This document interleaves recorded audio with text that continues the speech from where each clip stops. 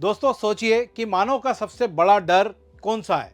अगर डीप में जाके सोचेंगे तो आंसर मिलेगा मौत। सदियों से इंसान इस सवाल का जवाब तलाश रहा है कि आखिरकार मौत को कैसे हराया जाए। अगर मैं आपसे कहूं कि अब विज्ञान मौत को टालने के करीब पहुंच रहा है, तो क्या आप यकीन करेंगे? आप कहेंगे कि सर, मौत तो जीवन की सच्चाई है, इसे कैसे हराया जा सकता है? देखो, मौत टालने की विज्ञान की संभावित तकनीक को क्रायो प्रिजर्वेशन कहा जाता है। क्रायो प्रिजर्वेशन में किसी व्यक्ति के शरीर या उसके किसी अंग को बेहद कम तापमान, लगभग -196 डिग्री सेल्सियस पर लिक्विड नाइट्रोजन में प्रिजर्व किया जाता है। इतनी कम ठंड में शरीर की सारी जैविक प्रक्रियाएं रुक जाती है। अब सवाल है कि ऐसा करने की जरूरत क्यों पड़ी है?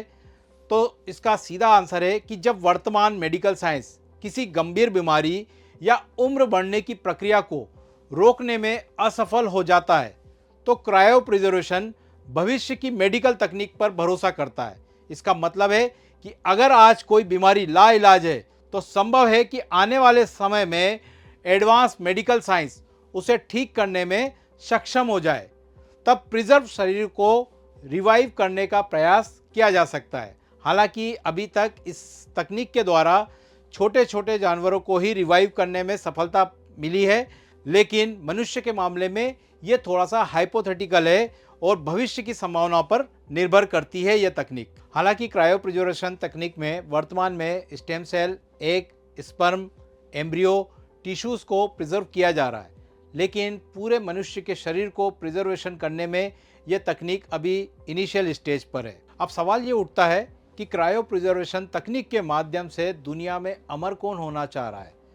तो इसका आंसर है, दुनिया के बड़े बड़े अरबपति दुनिया में अमर होने की चाह रखते हैं।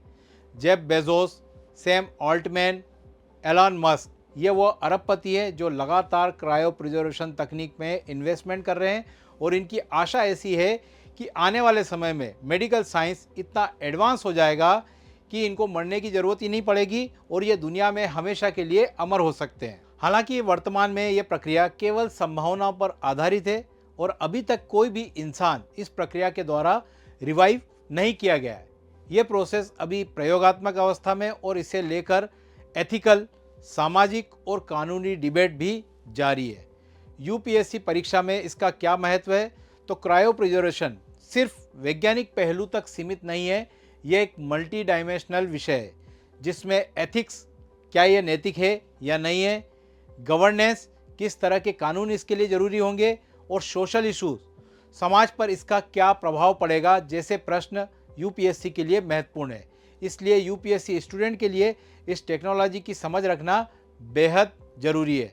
अगर ये वीडियो आपको अच्छा लगा है तो प्लीज़ इसे लाइक करिए, अपने दोस्तों में शेयर करिए, और इसी तरह के अन्य टॉपिक के डिटेल एनालिसिस के लिए आप हमारे YouTube चैनल को सब्सक्राइब करिए। Thank you. एकमात्र एजुकेशनल प्लेटफॉर्म जो 100% रिफंड पॉलिसी के साथ अपने सारे कोर्सेज अवेलेबल कराता है।